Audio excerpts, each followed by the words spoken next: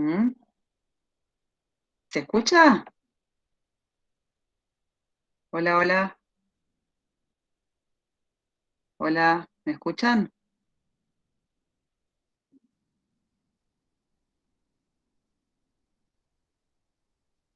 Alguien que me conteste, ¿me están escuchando? Sí, se escucha. Ah, bueno, no me contestaba nadie. Bien, bueno, ¿qué pudieron leer?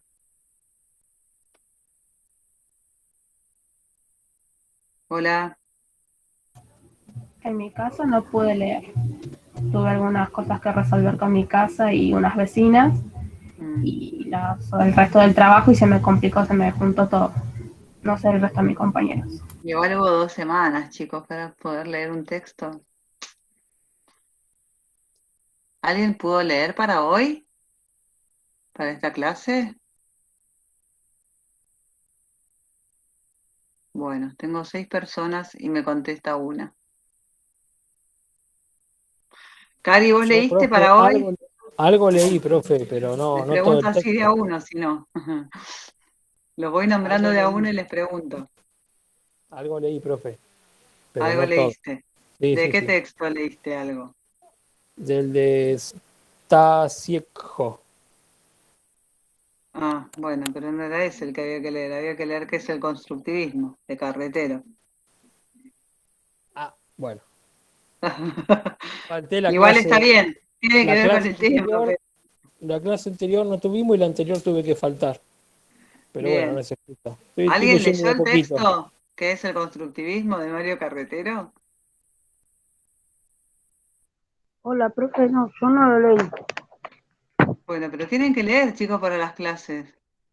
Si no,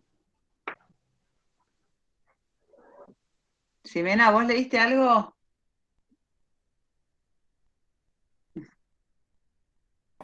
Sí, profe, Rocío, algo leí.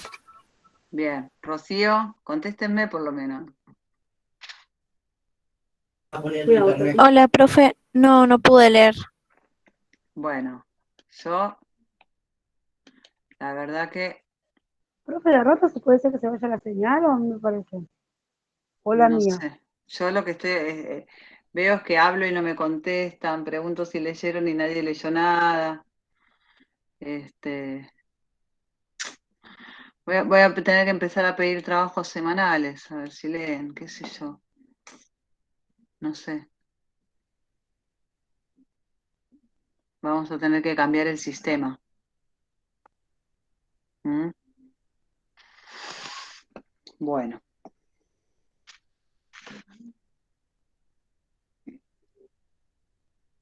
buenas noches. Bueno, anótenme los nombres de los que están conectados porque veo que hay 10 y son bastante poquitos. Por favor, en el chat pongan los nombres. Gracias. Y por favor les pido también que ingresen puntuales. Si vamos a cambiar el horario y el horario es 8:30, les pido que 8:30 esté todo el mundo conectado. ¿Sí? Bien. Dos cositas, que esté todo el mundo conectado a las 8:30 y que lean el material. Porque pasaron 2 semanas y tenían que leer un texto y nadie lo leyó. ¿Verdad?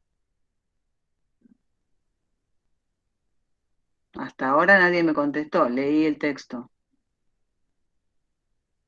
Bien. Bueno.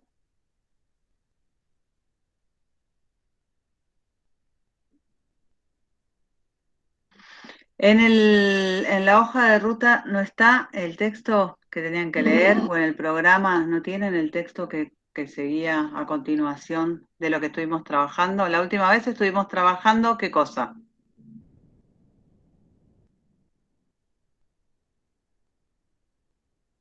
Gestal y el conductismo, profe. Claro, la última vez Gestalt, ¿sí? El conductismo ya habíamos trabajado la clase anterior a la última que tuvimos. La semana pasada se suspendió. ¿M? Y hoy teníamos que arrancar con constructivismo, ¿sí? Bien. El texto con el que íbamos a trabajar era el texto de Mario Carretero, que es el constructivismo, que yo les había pedido que arranquen por ese, porque es un texto que introduce este marco teórico, introduce este enfoque, esta manera de entender la enseñanza y el aprendizaje, ¿sí? A partir de esta perspectiva que es el constructivismo. Este autor va a desarrollar ese enfoque y va a explicar en qué consiste. Y lo va a hacer a partir de, o lo va a hacer de una manera particular, ¿sí? Ustedes no leyeron el texto, pero ahí en el texto él plantea que él va a encontrar algunas semejanzas a partir de que comienza a comparar. Yo voy a poner un horario y después vamos a poner un límite para los ingresos, ¿sí? Más o menos una tolerancia de 15 minutos, porque si no es como una constante durante la clase de ingresar, ingresar, ingresar. Vamos a poner un plazo lógico para que todo el mundo ingrese, ¿sí? Les pido, por favor, ya se los vengo pidiendo todas las clases, que traten de ingresar a horario, ¿sí? Bueno. Bueno. Vuelvo a preguntar ahora que se incorporó más gente. ¿Alguno pudo leer el material para hoy? Me interesaría saber cómo les resultó. Nadie. Bueno. Bien. Bueno, les decía, este texto que se llama, que es el constructivismo, ¿sí? Que está escrito por Mario Carretero.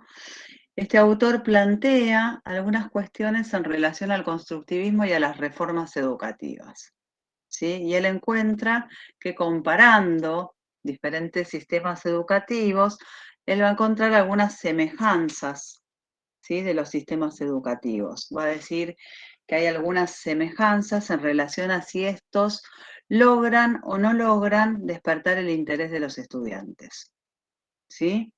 Y lo que va a encontrar es como común, digamos, entre los distintos sistemas educativos, es que durante los primeros años hay una relación bastante adecuada entre las capacidades de aprendizaje que tienen los niños y los objetivos del sistema educativo.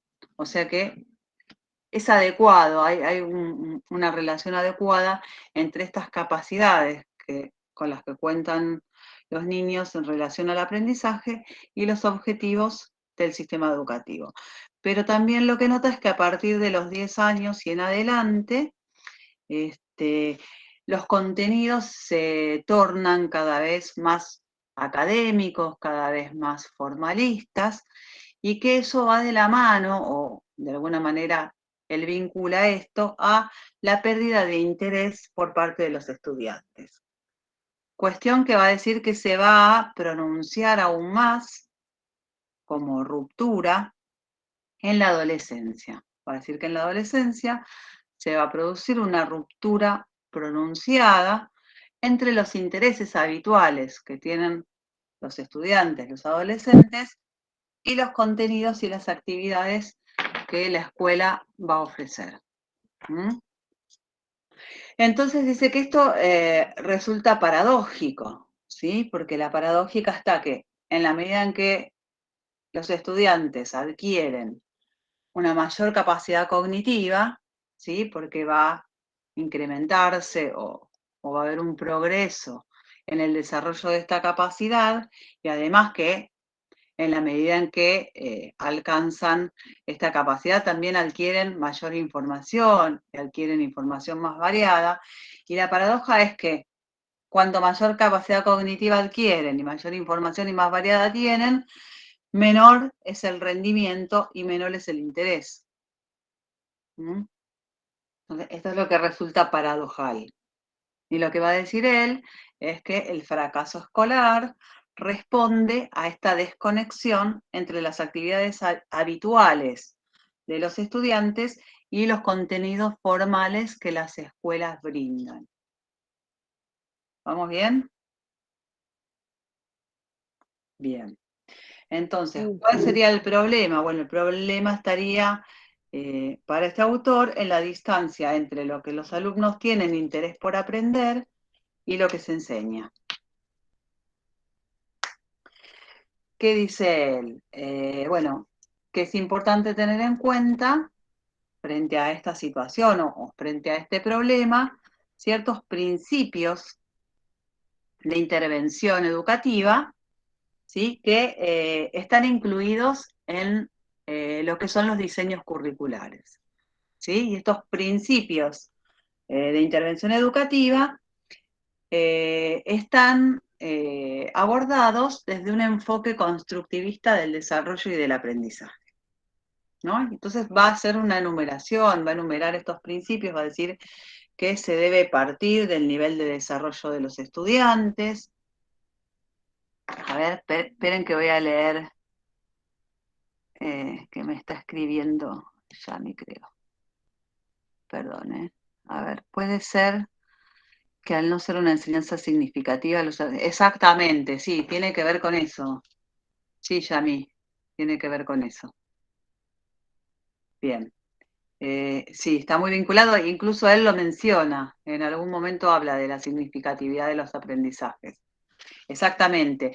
Cuando retoma los aportes de los distintos tipos o los tres constructivismos, como él le llama, para tomar los aportes de Vygotsky y de Piaget y de Ausubel, sobre todo en relación a Ausubel, va a tomar este concepto que él trabaja del aprendizaje, esta noción que él introduce respecto del aprendizaje significativo. ¿Sí? Bien.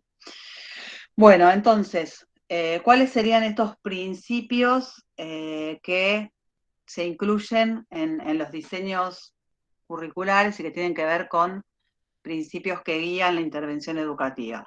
Partir del nivel de desarrollo de los estudiantes, asegurar la construcción de aprendizajes significativos, que es un poco esto que vos estabas planteando recién, posibilitar que los estudiantes realicen aprendizajes significativos por sí solos, o sea, cierta autonomía, procurar que modifiquen los esquemas de conocimiento y establecer relaciones ricas entre los esquemas previos o los saberes previos con los que cuentan estos estudiantes y los nuevos conocimientos.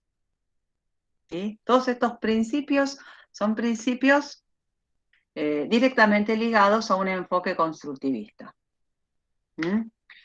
Y suponen, va a decir, actividades y decisiones educativas que suponen no solo o no están orientadas solamente a la adquisición de conocimientos, sino también a que estos estudiantes puedan desarrollar capacidades para resolver problemas y puedan desarrollar una capacidad crítica, un pensamiento crítico.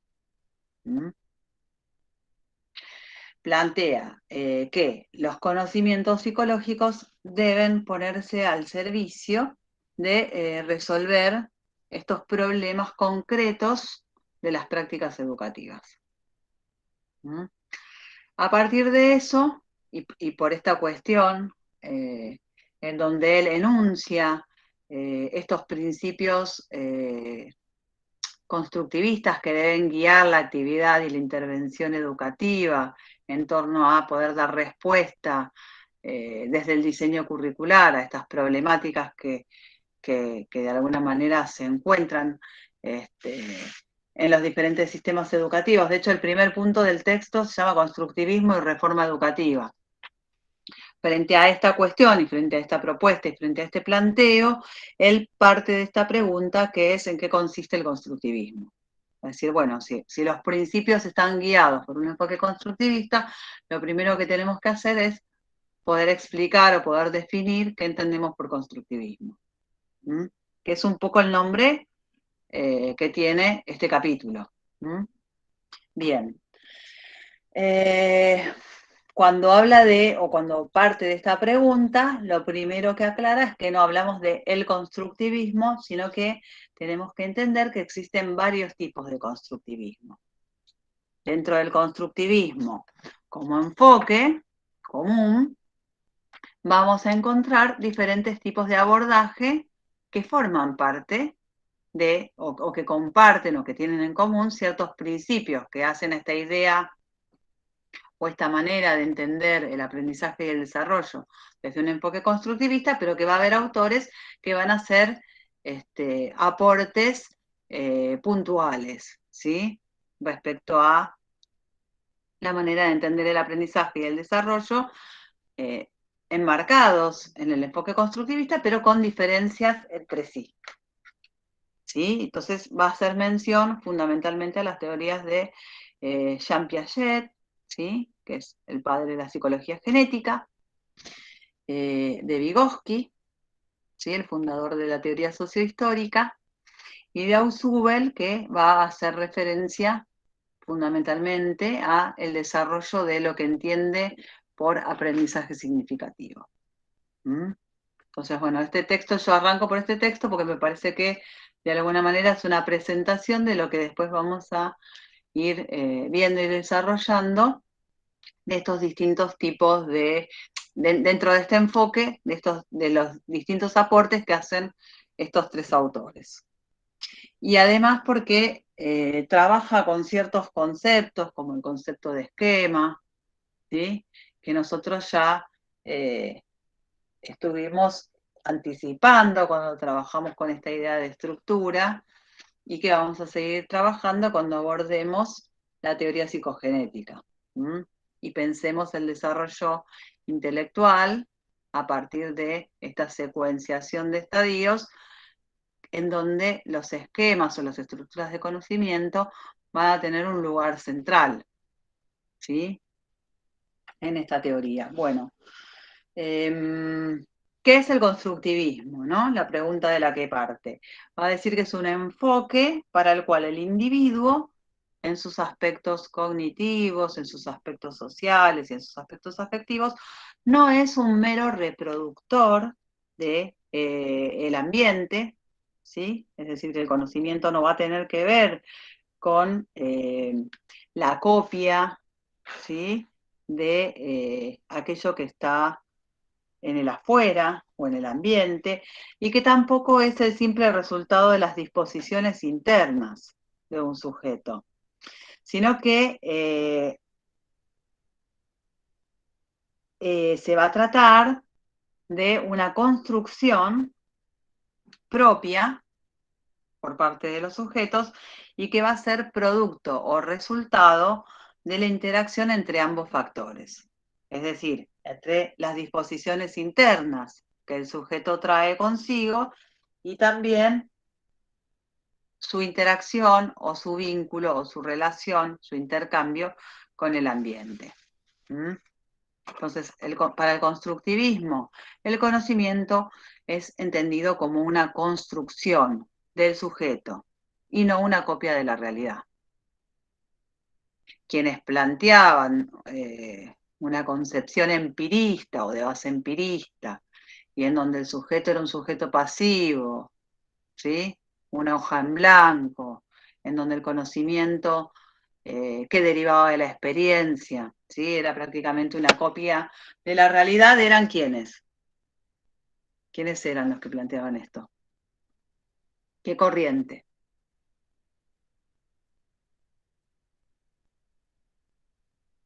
¿Qué corriente? Alguien que se abra el micrófono y me conteste. ¿Nadie? Profe, se me cortó. ¿Repite la pregunta? Sí. Les decía que para el constructivismo el conocimiento es una construcción del sujeto y que no es una copia de la realidad. ¿Para quién era una copia de la realidad? Dentro de las corrientes que estuvimos viendo, ¿sí? Donde el conocimiento tenía una base o partía de la experiencia. ¿El conductismo puede ser? Sí, el conductismo, gracias. Gracias. Menos mal. Ya me estaba poniendo un poco nerviosa. Para el conductismo, claro, exactamente. ¿Sí? Acuérdense que el conductismo, la idea es que ustedes puedan empezar ahora a plantear como el diálogo, ¿no? Entre las diferentes corrientes, entre los diferentes aportes, entre las diferentes teorías que nosotros vamos trabajando, ¿sí? Nosotros vimos conductismo, vimos Gestalt, empezamos a ver las concepciones constructivistas desde estos tres autores. La idea es que vayamos poniendo en diálogo, ¿sí?, todos estos aportes. Bien, entonces, acá tenemos una diferencia importante con la corriente conductista. Uno podría pensar como antagónicas, ¿sí?, estas dos corrientes. Acá el conocimiento es una construcción del sujeto y no es una copia de la realidad. Entonces, Nunca se van a relacionar, profe. ¿en qué sentido? ¿Qué Y cosa, que amor, no se van a porque tienen relacionar? como diferentes miradas. Sí, se van a relacionar desde un lugar de la crítica, digamos, ¿sí? Porque lo que para los conductistas es una manera de entender el aprendizaje, va a ser fuertemente criticado por aquellos que se enmarquen en la concepción constructivista.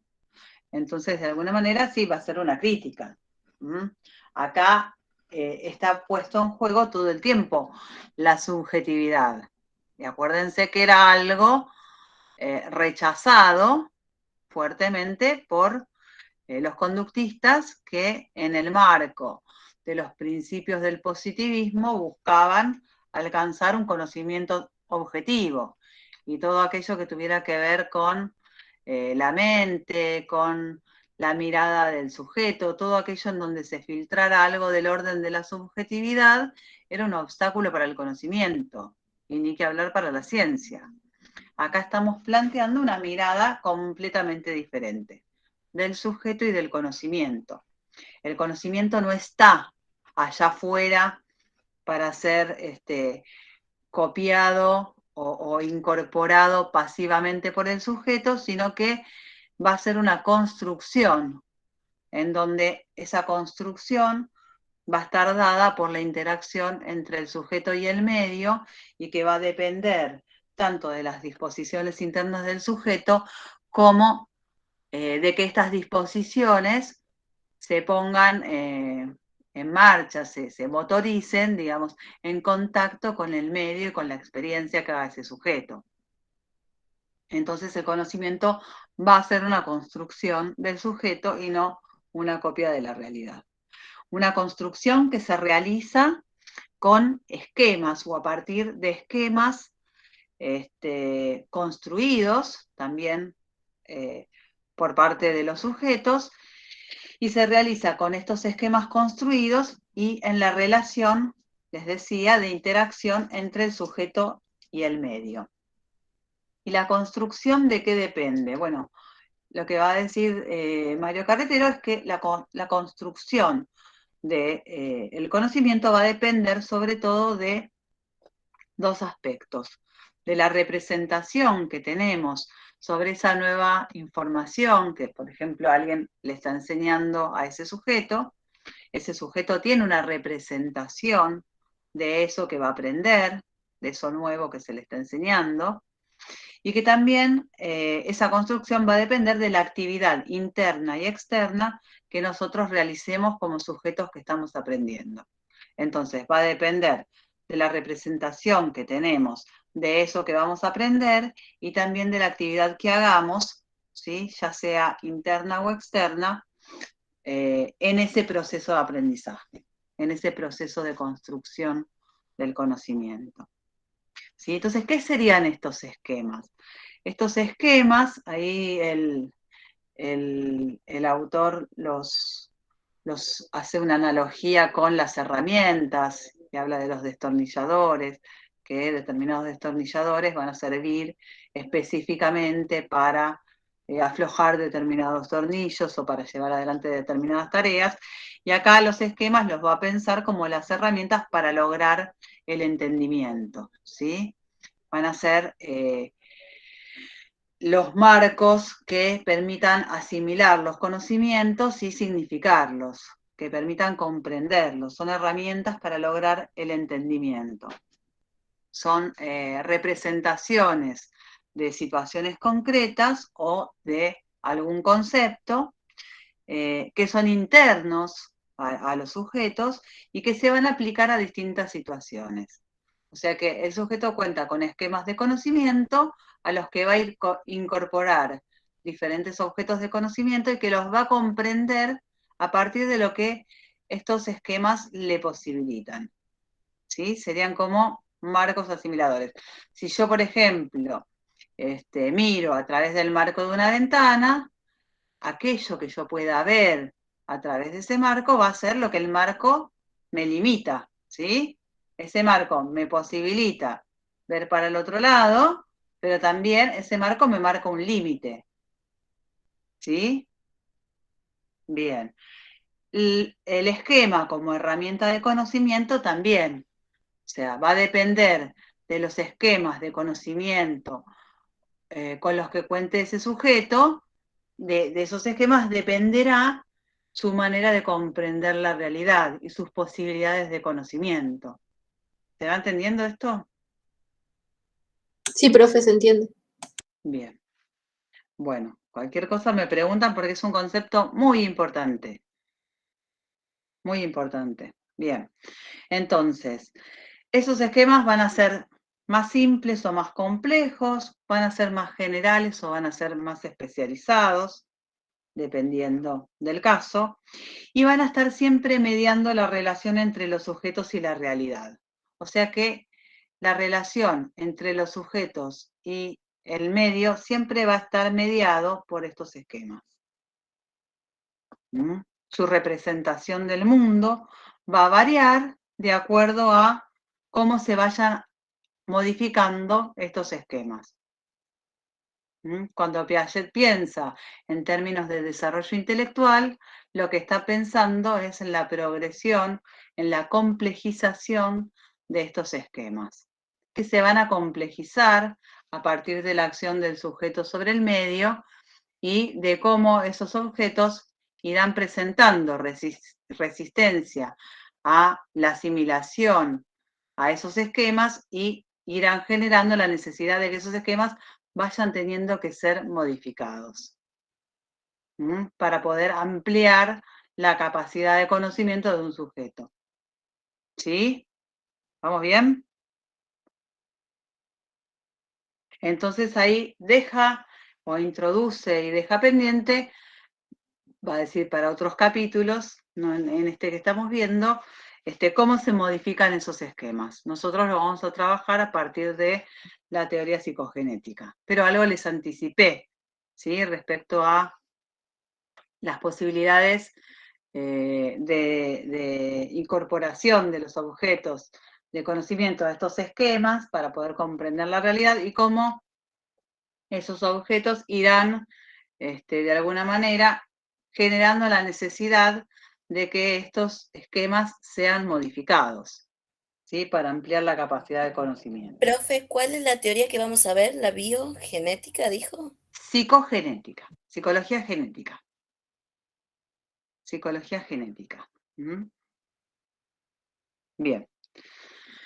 La psicología genética es una teoría dentro de la psicología que se va a ocupar justamente de estudiar, el fundador es Jean Piaget, que lo deben haber escuchado nombrar alguna vez, y se va a ocupar de estudiar la génesis y el desarrollo del conocimiento. Y ese desarrollo va a tener que ver con los cambios, las modificaciones que van a ir teniendo lugar en estos esquemas que van a dar lugar a estructuras cognitivas y que van a permitir identificar diferentes niveles de desarrollo que le va a ir desarrollando y organizando a partir de una escala de periodos en el desarrollo intelectual, periodos que van a ir en progresión, complejizándose cada vez más y ampliando las capacidades de desarrollo y de conocimiento de un sujeto. Entonces, en este sentido, va a plantear el autor que la inteligencia atraviesa fases cualitativas distintas. ¿Sí? Fases cualitativas distintas. Hay un punto donde empieza a trabajar esto que él va a llamar el desarrollo de la inteligencia y su construcción social. Entonces dice que la inteligencia en principio se desarrolla, ¿sí? Tiene que ver con este proceso de construcción del que estuvimos hablando. Y que en ese desarrollo va a atravesar diferentes fases cualitativamente distintas. Es decir, que no tiene que ver con una cuestión pura de cantidad, ¿sí? Como de sumatoria de conocimientos, una cuestión acumulativa, sino que lo que se va a modificar es la cualidad. Va a haber diferencias cualitativas en los diferentes estadios del desarrollo cognitivo. ¿Sí? ¿Está bien? Bien. Bueno, en diferentes estadios van a existir diferentes estructuras. Diferentes estructuras que van a servir, de las que se va a servir el sujeto para ordenar la realidad de una manera diferente. Bien. Cuando se da el pasaje o cuando se da el cambio, o cuando se pasa de un estadio del desarrollo intelectual a otro, ¿sí? Se adquieren esquemas y estructuras nuevas. Es decir, que cada etapa, que cada estadio va a tener una estructura que lo caracteriza, ¿sí? Que va a tener que ver con el modo en que ese sujeto comprenda, signifique la realidad y la organice y le dé sentido a partir de estos esquemas de conocimiento o de estas estructuras que van a estar generadas por la coordinación y articulación de estos esquemas. Entonces, concepto de estructura. En principio, algo de esto vimos cuando vimos la teoría de la Gestalt, ¿sí? ¿Se acuerdan que dijimos que era un enfoque estructuralista para entender la percepción, para entender los fenómenos intelectuales, ¿sí? O de conciencia? Era un enfoque estructuralista. ¿Y qué habíamos dicho? Que era una estructura algo cualitativamente distinto a la suma de las partes. ¿Se acuerdan de esto? Decíamos que la frase que caracterizaba a la concepción de los gestalistas era esto de que el todo era diferente a la suma de las partes. Entonces, acá Carretero va a retomar el concepto de estructura y va a decir, en principio, que la estructura es algo cualitativamente diferente a la suma de las partes. Podríamos decir, toma esto de la psicología genética. Las estructuras son conjuntos de elementos que están interrelacionados y que interactúan, ¿sí? Componiendo totalidades. Hasta acá, más o menos lo mismo que planteaban los psicólogos de la Gestalt, ¿sí? Bien, una vez definido este concepto de estructura, va a empezar a desarrollar los aportes de diferentes autores. Y un poco los va a poner como a dialogar. ¿Sí? Va a decir que el conocimiento es un producto de la interacción social y la cultura. Bien, a ver, esperen que voy a ir leyendo lo que fue escribiendo Yami acá. Pero el problema es que son totalmente diferentes porque para conductismo no se construye nada.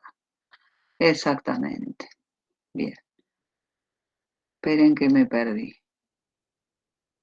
Buenas noches, estamos en vivo. Bueno. Buenas noches, profe. No está dando mi micrófono, no sé por qué. ¿Mi micrófono no están dando? Estoy leyendo los mensajes del chat. ¿A mí me escuchan? Bien. Sí, profe, te escuchamos. Sí, se escucha. Porque la voy leyendo a Yami y le veo que me pone, a lo mejor me está hablando del de ella. Puede ser. El problema, eso es el proceso interpersonal. Ahí no entendí la pregunta, Yami, si me puedes aclarar. Lo de si eso es el proceso interpersonal. ¿A qué te referís? Cuando hacen los esquemas. Está raro el comentario cuando hacen los esquemas. Los esquemas son una construcción, ¿sí?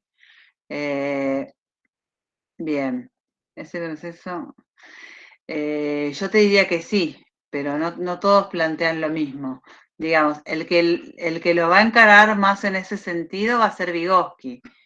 Lev Vygotsky va a hablar de esa construcción como un proceso o va a plantear puntualmente que los procesos psicológicos superiores, ¿sí? Que tienen que ver con el pensamiento, con el lenguaje, dependen o tienen un origen social, ¿sí? Y que van a ser una construcción que va a partir del aprendizaje y de la participación del sujeto en prácticas sociales en relación a otros. Profe, ¿tiene que ver con la zona de desarrollo que dice Sí, tiene que Vygotsky? ver con la zona de desarrollo próximo, exactamente. Pero Piaget va a plantear un desarrollo más espontáneo, en donde lo social no tiene el lugar que le otorga la teoría sociohistórica, sino que va a ser un facilitador, ¿sí? Pero básicamente el conocimiento y estos esquemas se van a construir a partir de la acción del sujeto con los objetos de conocimiento. Después igual esto lo vamos a ir viendo más en detalle. Pero en principio este texto lo que hace es introducir un poquito los aportes de estos distintos autores. Va a decir que, por ejemplo, si bien Piaget no niega la importancia de los factores sociales, acá viene un poco a tu pregunta, Yami, en el desarrollo de la inteligencia él no niega, digamos, la importancia de los factores sociales, no aporta demasiado, va a decir Carretero, respecto al papel que tienen esos factores sociales. En cambio, para Vygotsky, sí va a tener un lugar central lo social, va a partir de una concepción de sujeto como un ser eminentemente social, y el conocimiento es un producto social para este autor, ¿sí? Entonces, los procesos, ¿qué dice Vygotsky? Los procesos psicológicos superiores, ¿sí? Como ser la comunicación, el lenguaje, el pensamiento, se adquieren en un contexto social, tienen un origen social y luego se internalizan, ¿sí? El sujeto los construye internamente. Se va a dar esta internalización, este proceso de internalización. Pero en principio, cualquier proceso psicológico va a tener un origen social, se va a generar o se va a producir en relación a otros. Va a tener lugar en lo social. Va a ser un proceso intersubjetivo con otros, entre sujetos. Y ahí podemos pensar lo que planteaba Jessica en relación a el concepto que introduce Vygotsky para explicar la relación entre el aprendizaje y el desarrollo, que es este concepto de zona de desarrollo próximo. No se van a probar, pues esto lo vamos a retomar desde Vygotsky a partir de textos de 2 capítulos en donde él explica todas estas cuestiones. Ahora simplemente es una introducción a esto. Igual está bastante sencillamente explicado, a mi gusto a veces demasiado sencillamente explicado, o reduce un poquito en esa simplificación de los aportes que hace de los distintos autores. Pero bueno, va a decir que dicha internalización de la que habla Vygotsky, recuerden que dijimos que estos procesos psicológicos superiores tienen un origen social, se adquieren en un contexto social y que luego el sujeto los internaliza. Y esa internalización es, sin embargo, el resultado de un uso en lo social, ¿sí? Por ejemplo, una herramienta, qué sé yo, como puede ser, no sé, una calculadora, como puede ser el uso de el aprendizaje de alguna regla mnemotécnica o cualquier utilización de algún tipo de herramienta, ¿sí? Es el resultado de que este sujeto participe del uso de esa herramienta con otros y en lo social.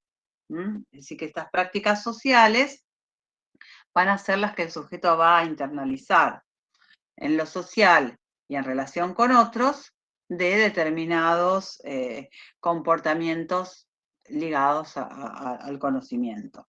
En el desarrollo cultural, va a decir Vygotsky que toda función aparece 2 veces. ¿Sí? Esto se llama ley de doble formación genética, también lo vamos a retomar después, pero acá también lo menciona el autor, y tiene que ver con una ley que permite explicar este fenómeno de internalización, como aquello que empieza generándose con otros y en lo social, empieza siendo un proceso intersubjetivo, luego el sujeto logra internalizarlo. Entonces va a plantear esta ley, ¿no? Esta ley de doble formación que plantea esta cuestión de que toda función aparece 2 veces, primero como un proceso intersubjetivo, social entre personas, un fenómeno interpsicológico, y que después pasa a ser un proceso intrasubjetivo. Otro de los conceptos que introduce es el que planteaba Jessica acerca de la zona de desarrollo próximo, que va a definir él como la distancia entre un nivel real de desarrollo y un nivel potencial de desarrollo, ¿sí? El nivel real de desarrollo va a estar determinado por aquello que el sujeto puede resolver de manera autónoma, de manera independiente, por sí solo, en relación a un problema.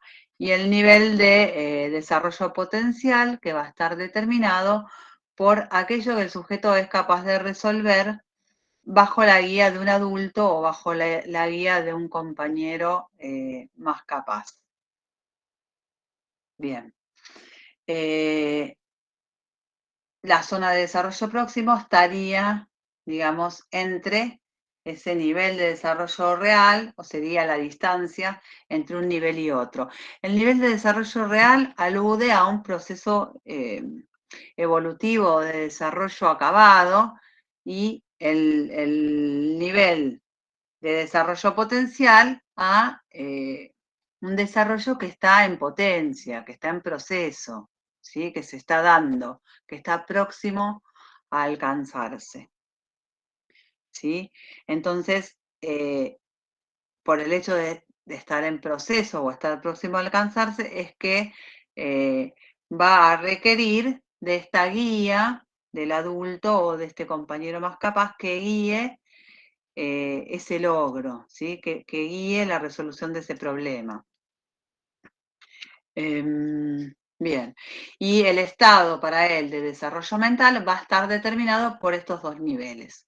O sea que yo, para poder dar cuenta del desarrollo mental de un sujeto, no será suficiente con tener en cuenta solo el desarrollo como un proceso acabado, sino que además tendría que considerar este nivel potencial del desarrollo. Bien.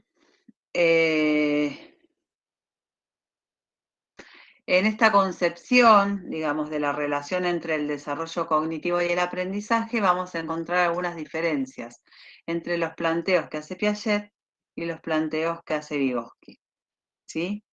Para Piaget, lo que el niño va a aprender va a estar subordinado o supeditado a los esquemas o a las estructuras del desarrollo cognitivo que ya haya alcanzado.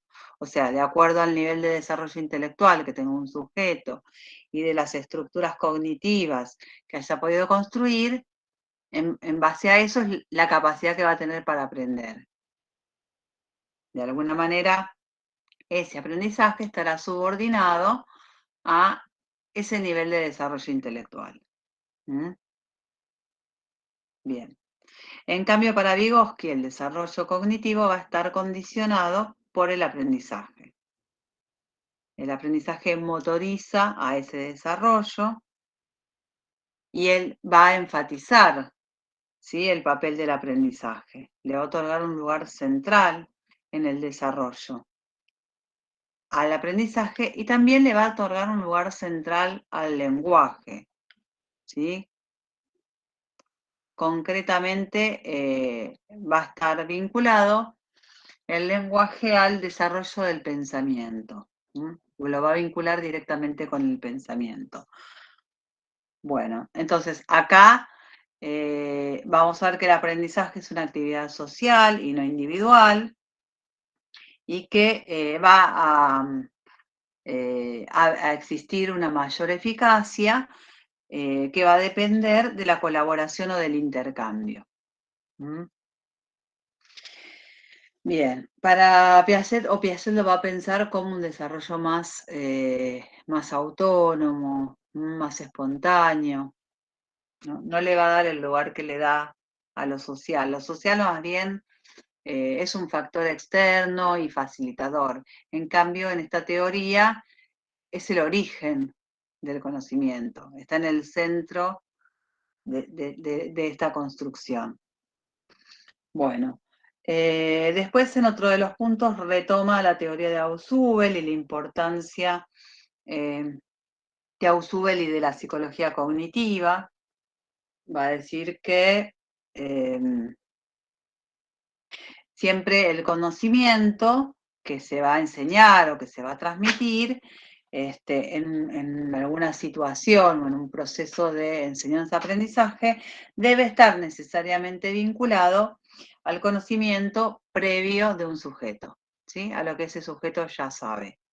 O sea que siempre que se intenta enseñar algo, siempre que el conocimiento intenta transmitirse en una situación de aprendizaje, eso que se enseña, que se transmite, debe vincularse al conocimiento que ya se posee, a los saberes previos, digamos, acerca de aquello que se pretende enseñar.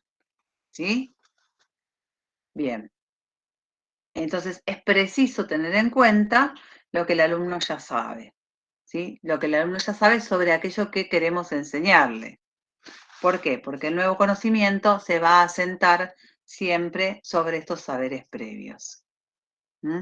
Por lo tanto, la organización y la secuenciación de los contenidos que elaboran los docentes deben tener en cuenta estos saberes previos. Es decir, que si yo planifico una clase para poder enseñar algún contenido, es necesario que yo parta de estos saberes previos. Porque sobre estos saberes previos sobre los que se va a asentar el nuevo conocimiento. ¿Sí? Profe, es lo que hacemos las docentes, siempre indagamos En el para mejor de los empezar casos. a dar el concepto. En el mejor de los casos es lo que hacemos siempre las docentes. A veces no lo hacen las docentes. Sí, sí. Yo escucho en algunos trabajos esta cuestión de... eh, hay frases muy, desde una concepción muy conductista del aprendizaje. Porque todos hablamos de la construcción del conocimiento y después a veces no opera, digamos. O sea, una cosa es el discurso y otra cosa después es lo que llevamos adelante en la práctica. Igual, vamos a ver cómo este autor también plantea que la significatividad no depende exclusivamente del método, sino que por ahí uno puede dar una clase expositiva y que ese conocimiento sea significativo de todos modos, porque tiene que ver con justamente que se pueda conectar con saberes previos y con la tarea que por ahí puede llevar adelante el estudiante o con el interés que tiene. Digo, la significatividad del conocimiento pasa por otros lugares que no son exclusivamente de método o metodológicos. Claro, profe, por Estrategias de ejemplo, enseñanza. el basarlo en algo cotidiano, pasar ese contenido a algo cotidiano para que para ellos sea significativo. Claro, pero que lo pueda, pero por ahí el docente no lo hace y sí lo hace el estudiante. Entonces la significatividad se logra igual. ¿Sí? Por ahí en la Claro, claro. clase, una clase que por ahí puede ser una clase expositiva, ¿sí? Si el estudiante puede establecer estos puentes entre esto que está aprendiendo y lo que ya conoce de antes, ese saber o ese nuevo conocimiento se torna significativo o adquiere significatividad o aumentan las probabilidades de que sea comprendido. Igual la significatividad también es algo que no se da de un día para el otro, sino que se va a ir ampliando. Profe, si lo relacionamos con lo que usted dijo de Piaget, es como que sea que si el alumno, el desarrollo de sus estructuras, lo ayuda a adquirir ese contenido, ¿no? En realidad lo que va a decir él es que de acuerdo a él, a la estructura que haya logrado desarrollar a nivel intelectual, va a ser lo que pueda aprender. O sea, quedaría un poco como una especie de límite al aprendizaje, ¿sí? ¿Por qué? Porque, por ejemplo, si vamos a pensar, él habla de distintos periodos del desarrollo, ¿no? Un primer periodo sensorio-motor, un periodo preoperatorio, un operatorio concreto y uno formal. Entonces, si un sujeto cuenta con una estructura cognitiva propia del estadio operatorio concreto, ¿sí? Si yo le quiero enseñar algo para lo que va a requerir un pensamiento abstracto formal, ese esquema o esa estructura no le va a permitir, ¿sí?, poder aprenderlo. ¿Por qué? Porque el aprendizaje se subordina a ese nivel de desarrollo intelectual, al periodo en el que está ese sujeto. En cambio, si lo pensamos desde Vygotsky va a decir, bueno, eso es el proceso acabado, eso es lo que ya maduró, eso es lo que se ha alcanzado a nivel de desarrollo intelectual, pero hay un desarrollo que está en potencia, va a decir, ¿no? Hay un desarrollo que está próximo a ser alcanzado. Entonces va a haber algunas cuestiones que este sujeto que está aprendiendo va a poder resolver, ¿sí?, con el andamiaje o con las herramientas que pueda acercar un adulto, que puede ser un docente o que puede ser un compañero, que tenga por ahí un nivel de conocimiento mayor respecto a ese tema o respecto a esa problemática y que pueda de alguna manera andamiar ese logro o esa adquisición. Bien, y aquello que puede hacer asistido o andamiado por estas herramientas o por estos otros que median esta adquisición del conocimiento, después lo va a poder hacer de manera autónoma. Es decir, que aquello que hoy forma parte de este desarrollo potencial, después va a ser un desarrollo real y vamos a pensar en otro, en otro desarrollo potencial. O sea, lo tendríamos que pensar como, si lo quisiéramos visualizar, como una especie de espiral. El espiral es una manera de poder entender cómo progresa el desarrollo intelectual. Bien. Profe, y a veces los dos, tanto Vygotsky como Piaget, es como que los dos, sus dos teorías se relacionan cuando vos lo ves en el aula, o sea, o en las etapas del niño. Sí, Como sí, que se lo que ellos relacionan. fueron observando se ve, y en la educación más todavía, en primaria más todavía, cuando le decís a un alumno todavía no está maduro para adquirir ciertos contenidos, porque no desarrolló esas estructuras. Está bien, pero hay algunas estructuras que están en vías de desarrollo y que por ahí va a haber cosas que no puede resolver solo, pero sí que puede resolver asistido o andamiado, ¿sí?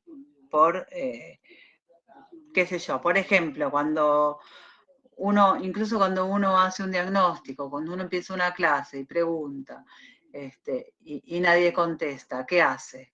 Y bueno, va guiando, ¿sí? Va acercando algunas herramientas más para que, antes de dar la respuesta, esa respuesta pueda concluirla el estudiante, ¿sí? O que pueda acercarse por lo menos a aquello que estamos queriendo que construya o que o que pueda pensar, o que pueda incorporar como saber. Entonces, por ahí se plantea una pregunta. Si esa pregunta no tiene ninguna respuesta, se irán acercando nuevas preguntas o se irán... Bueno, eso es andamiar ese aprendizaje, ¿sí? Por ahí, qué sé yo, iniciar una frase para que la complete. Digo, ir acercando... claro, exacto. Ir acercando algunas... Estoy mirando el chat, perdón. Algunas herramientas para que se vaya adquiriendo ese saber. Bien. Y sí, los tres en realidad, uno podría decir, tienen cuestiones comunes. Y tienen cuestiones comunes porque son tres maneras de abordar o tres maneras de entender el aprendizaje y el desarrollo que van a estar enmarcadas en una concepción común que es este enfoque constructivista. Entonces uno podría decir, bueno, hay algo que comparten Ausubel, Piaget y Vygotsky, que es esta idea de que el conocimiento es una construcción y que esta construcción es llevada adelante por el sujeto, ¿sí? En donde, bueno, uno va a decir necesariamente esa construcción tiene un origen social, otro lo va a pensar más como un desarrollo espontáneo, ¿sí? En donde el sujeto, frente a determinados objetos, actúa sobre ellos y va construyendo ese conocimiento y empezaron a ver como algunas diferencias, por ejemplo, en este comparar, digamos, la relación entre aprendizaje y desarrollo, que vimos cómo para uno el aprendizaje es motor del desarrollo y hay un desarrollo en potencia que es andamiado por un proceso de enseñanza de este aprendizaje, y en el otro caso, cómo ese nivel de desarrollo, ¿sí?, va a posibilitar o no la posibilidad de adquirir nuevos conocimientos, en la medida en que ese aprendizaje va a estar subordinado al desarrollo. ¿Sí? Ahí hay como algunas diferencias. Pero también, o sea, va a haber semejanzas y va a haber diferencias. ¿Sí? Bien. Bueno, ¿qué más? Hablábamos de la secuenciación y cómo esta secuenciación de los contenidos que los docentes intentan trabajar o enseñar tienen que estar o tienen que tomar en cuenta estos saberes previos, y que, bueno, que es Ausubel el que básicamente contribuyó a difundir estas ideas, ¿sí?, en torno a la significatividad de los conocimientos para quien aprende, que va a estar directamente relacionada con la existencia de relaciones entre el conocimiento nuevo y el que ya es previo o existe en el estudiante, ¿no? Bien. Entonces la significatividad va a tener que ver con esta relación. Ausubel va a discrepar con los postulados conductistas, para los cuales la enseñanza va a estar basada en prácticas secuenciadas y en la repetición. ¿Se acuerdan que la fijación de estas conexiones entre estímulo y respuesta, el valor de la práctica, lo que habíamos visto, la repetición para fijar un conocimiento, eran postulados que se daban en el marco de una concepción conductista del aprendizaje? Bueno, Ausubel va a discrepar con todo esto, ¿sí? Va a discrepar con esta práctica secuenciada o por el lugar central de la repetición de elementos divididos. Acuérdense también esta cuestión del enfoque elementalista. Bueno, va a criticar todo esto, ¿sí? Para él, aprender es comprender, ¿sí? Para él, aprender implica necesariamente la comprensión y también va a hablar de una memoria comprensiva, ¿sí? Aprender implica comprender y lo que se comprende es lo que se va a recordar mejor. Entonces el recuerdo va a tener que ver justamente, o va a estar posibilitado también por este nexo, por esto que decíamos de que el saber nuevo se asienta sobre el viejo y se establecen redes, ¿sí?, que conectan estos saberes y que también posibilitan la recuperación de los mismos por parte de la memoria. Y en esta memoria, la comprensión para Ausubel va a tener un lugar central. ¿Mm? Bien. Bueno. Otra de las cuestiones que van a plantear es el lugar que tienen los errores, cómo los errores nos van a servir a nosotros o nos van a informar acerca de la elaboración o de la reelaboración del conocimiento. ¿Mm? Un concepto que introduce Ausubel es el de los organizadores previos. ¿Sí? ¿Qué serían estos organizadores previos? ¿Escucharon hablar alguna vez de organizadores previos? No. Fíjense que para él la significatividad tenía que ver con que se establezca una conexión o que se vinculen saberes previos con el nuevo saber. Entonces, ¿qué serían estos organizadores previos? Presentaciones que hace el profesor con el fin de que le sirvan al alumno para establecer relaciones adecuadas entre el conocimiento nuevo y el que se posee. Una especie como de puentes. Bien, ¿están viendo algo de eso en didáctica? Sí, es verdad. Bueno, entonces, los organizadores previos los podríamos pensar como puentes cognitivos que van a permitir conectar lo que ya se sabe con aquello que se está intentando enseñar y aprender. ¿Sí? Son puentes cognitivos que van a posibilitar el pasaje de un conocimiento menos elaborado o incluso incorrecto a un conocimiento más elaborado. Facilitan la enseñanza receptivo-significativa, ¿sí? En tanto, es significativa en la medida en que pueda establecerse ese nexo. Otra de las cuestiones que va a ligar este autor a la significatividad del conocimiento es que la exposición que se haga de ese saber tenga una organización, sea organizada, no sea arbitraria, no sea desordenada, no sea confusa. Que la exposición de los contenidos sea organizada puede ser un instrumento eficaz para lograr esa comprensión por parte de los alumnos. Y ahí va a ser un poco una especie como de comparación o va a pensar esta cuestión de que en relación a esto que plantea Ausubel, no es necesaria la condición de, en este sentido, de la actividad física para aprender. Un poco el que habla de la acción, digamos, cognitiva, o del conocimiento construido a partir de la acción, es Piaget. ¿Sí? Para Piaget la base de todo conocimiento es la acción por parte de ese sujeto. Y acá, desde lo que está planteando Ausubel, no sería necesaria como condición la actividad física para aprender ni el descubrimiento autónomo, ¿sí? Ni el descubrimiento autónomo de determinados principios teóricos. Ausubel lo que va a mostrar, o un poco la idea que va a intentar difundir, es que la transmisión del profesor también puede producir aprendizajes significativos, ¿sí? En tanto y en cuanto se consideren los saberes previos y la capacidad de comprensión de los estudiantes.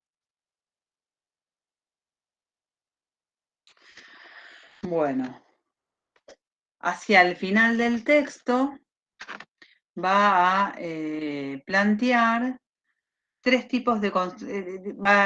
le pone un título que es 3 tipos de constructivismo y un solo Dios verdadero, ¿sí?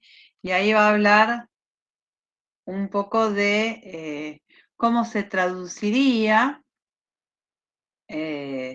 estos aportes de estos 3 autores, ¿no? Entonces va a decir el aprendizaje como actividad solitaria,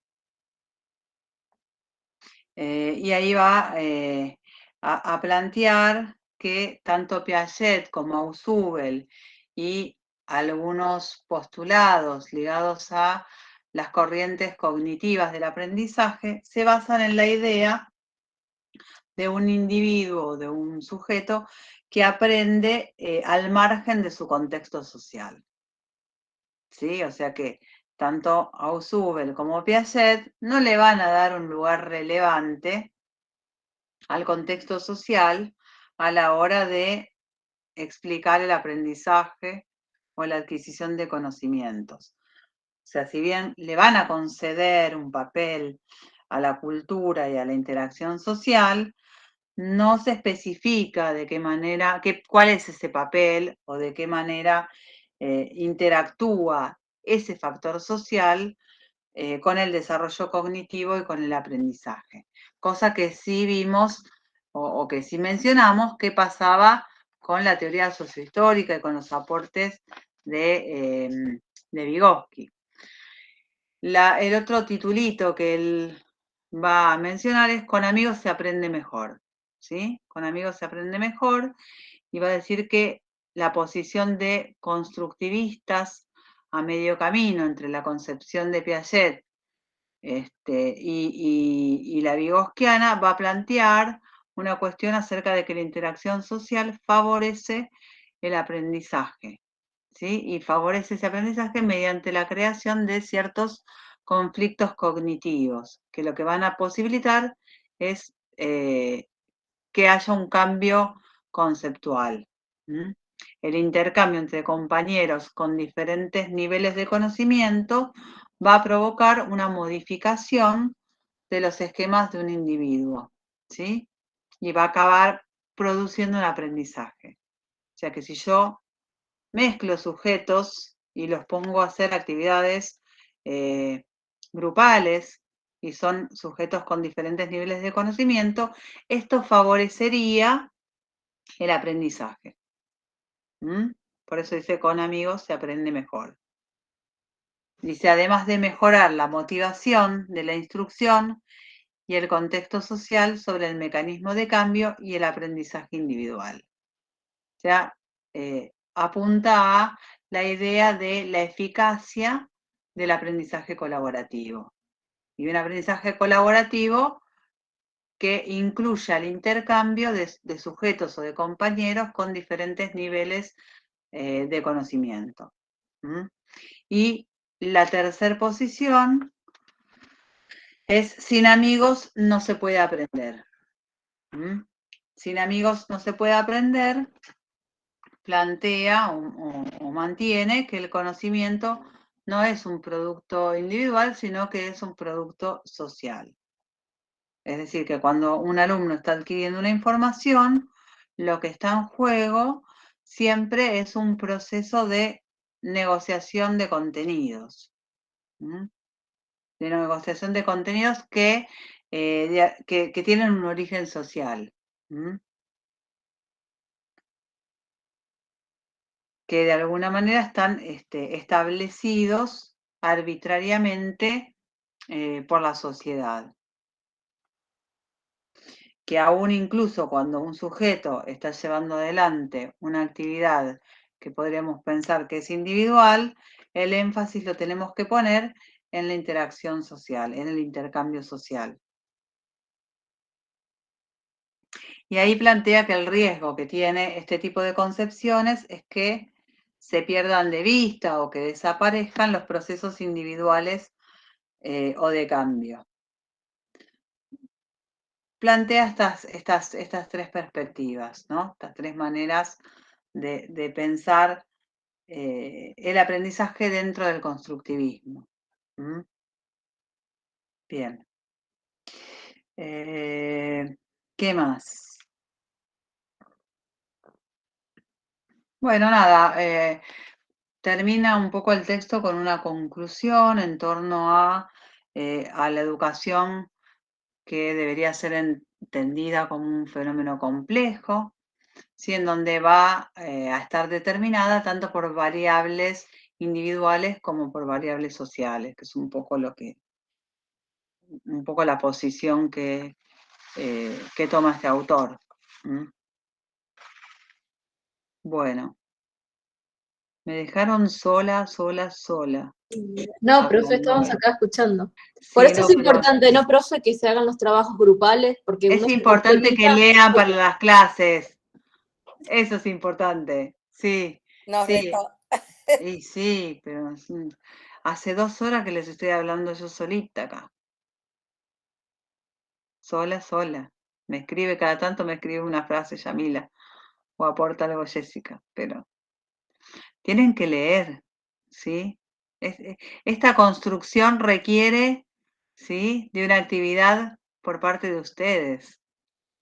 Vamos a aplicar este conocimiento, ¿sí? Necesitamos que ustedes participen de esa construcción. Necesitamos que ustedes comenten qué es lo que Construir los entendieron para puentes, profe. construir un conocimiento Los puentes. colaborativamente. Claro, pero los puentes tienen que partir de cierto saber previo. Si vos leíste el texto y me decís, yo entendí esto, bueno, yo parto de ahí. Bueno, a ver, ¿qué entendiste? Bien. Bueno, esto está bien, esto habría que corregirlo, esto tendríamos que revisarlo. ¿Por qué pensaste esto? ¿Sí? Pero para eso necesariamente hay un trabajo por parte de ustedes que no se los puede ahorrar nadie. Yo no creo que las clases con estas características en donde uno habla y el otro escucha sirvan demasiado. Pero bueno, no hay opción cuando no se lee. Esa es la realidad. Pero bueno, si no se las voy a empezar a suspender. Cuando no leyó nadie, digo, bueno, nos vemos la semana que viene cuando lean, ¿no? Y va a ser así, como hace una compañera. Que dice, bueno, listo, no leyó nadie, bueno. Y está bien, porque la verdad es que tienen que trabajar, ustedes. Si no es una cuestión que no... Las caritas me encantan. Y pero sí, Yami, porque es necesario. Bueno, ¿me quieren preguntar algo? Esto queda todo grabado, chicos. Miren que estoy grabando. Quedó todo registrado. Bueno, a ver. ¿Quieren preguntar algo? Yo, profe, ¿no podría dar un ejemplo que cuando el niño construye un esquema cognitivo, esa parte no la entendí? Un ejemplo de cuando el niño construye... vamos a partir de algo más sencillo. Los primeros esquemas, ¿sí?, en este primer periodo del desarrollo, que es el desarrollo sensoriomotor, son esquemas de acción, ¿sí? Para Piaget, el origen incluso van a ser los esquemas reflejos. Esos esquemas reflejos no son esquemas construidos o aprendidos, sino que sí son esquemas innatos, ¿sí? El reflejo de prensión, el reflejo de succión, son reflejos con los que el sujeto nace. Ahora, en la medida en que esos reflejos se ponen en funcionamiento a partir del intercambio con el medio, ¿sí? Y ese esquema, reflejo de prensión o de succión, va a ir incluyendo diferentes objetos, por ejemplo, succiona una manta, succiona el dedo, succiona el pecho, ¿sí? Esto, en este aplicar ese esquema o incorporar esos objetos a ese esquema, va a ir pudiendo conocer, digamos. O sea, las cosas van a ser lo que los esquemas, sobre todo en el periodo sensoriomotor, lo que los esquemas sensoriales, ¿sí?, y motrices le permitan hacer. Las cosas son lo que él puede hacer con las cosas, ¿sí? Si un objeto es succionado, es algo a ser chupado, por ejemplo, y ese es el sentido que tiene ese objeto, o esa es la manera de comprenderlo. Al mismo tiempo va a poder ir estableciendo diferencias, pues no es lo mismo chupar un dedo, una teta, una tetina de una mamadera o una mantita. Entonces ahí va a poder ir estableciendo diferencias. Después va a ir también aplicando sobre un mismo objeto diferentes esquemas. Entonces esos esquemas se van a ir coordinando entre sí. Y va a poder ver lo que agarra y va a poder agarrar lo que ve, por ejemplo. Y ahí estamos coordinando esquemas de prevención y visión. ¿Sí? Esta diferenciación y esta coordinación de esquemas es lo que va a ir permitiendo complejizar. Sí, es lo que va a ir permitiendo complejizar estas estructuras o estos esquemas de conocimiento, ¿sí? Bien, ¿más o menos? Sí, profe, ahora entiendo que relaciona todo con estos esquemas, que lo hace Claro, visual y lo relaciona con la vida. por eso cotidiana. acá desde este texto decía que los esquemas eran como herramientas que iban a permitir comprender la realidad. Y en la medida en que esos esquemas van siendo cada vez más complejos, también van a posibilitar la adquisición de conocimientos más complejos. ¿Sí? No es lo mismo un estudiante de la escuela primaria, en donde necesita la referencia a los objetos concretos, que un adolescente con un pensamiento formal, hipotético, deductivo, abstracto, que puede hipotetizar no sobre la realidad inmediata, sino también sobre la posible. ¿Sí? Entonces ahí tenemos como diferencias que hacen que también aquel conocimiento que se pueda proponer, si yo le propongo a alguien una actividad absolutamente ajena a estos saberes previos, ¿sí? O inalcanzable respecto a aquello que está próximo a lograr, seguramente no va a haber aprendizaje posible.